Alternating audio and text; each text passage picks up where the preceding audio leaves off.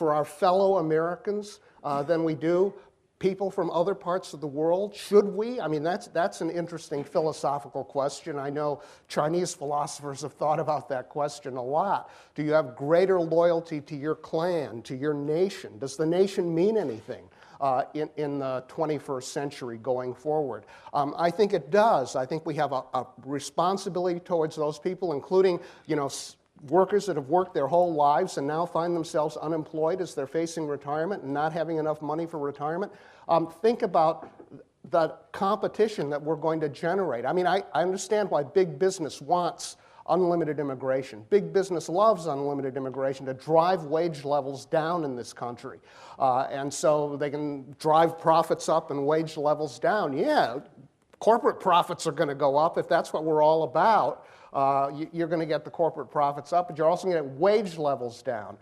Why don't American students go into science, technology, engineering, and mathematics? Right? Do you ever wonder about that? I wonder about that all the time. Why do we have to have a STEM jobs bill just to bring in science, technology, engineering, and mathematics? What's the matter with American students? Why do they all want to go to law school, right, and study with me? In part, it's because there are all these smart foreign students coming in, and if you're going to go into science, technology, engineering, or mathematics, you're going to have to compete with these smart foreigners coming in. And you want to do that? You want to stake your career on competing with these smart foreign students? So the competition is real, and we need to decide, what is our priority? Is it taking care of our fellow Americans first? Or is it worrying about the entire world? Can we not take care of our fellow Americans until we take care of everyone in the whole world? I don't think so. Can I let Brian respond? Sure. I care about my children far more than I care about other Americans or other human beings. I love my children, and yet there are many things I will not do to help them. I will not steal from other people to help my children. I won't try to get other kids kicked out of school so my kids can be the best kids in the class. I won't because it seems wrong. The fact that you love someone and care more about them is a reason to make sure that you are treating other people fairly. And that is precisely what immigration laws do not do. Immigration laws are not about saying we're going to take care of Americans as long as we're treating other people fairly. It's about saying we're going to take care of Americans no matter what the cost that we impose on other people. And that is really what immigration restrictions come down to. It's saying that we are so concerned about a few people here that we're willing to inflict enormous harm on other people who've done nothing wrong. They just happen to be born on the wrong side of the border.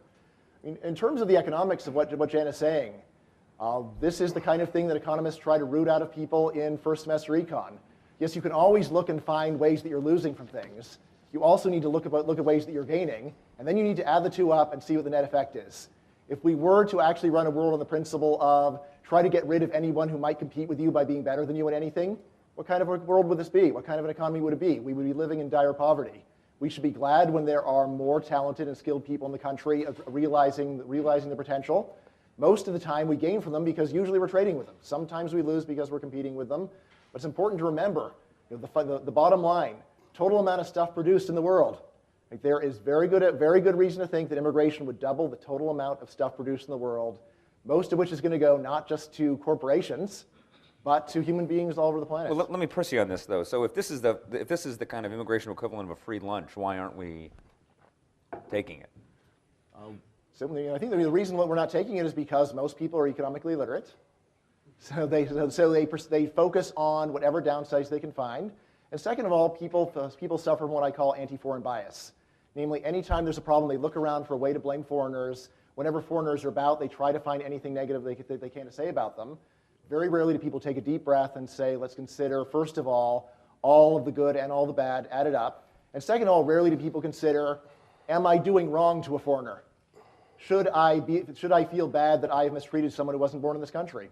And this is yet a question that we all should be asking ourselves.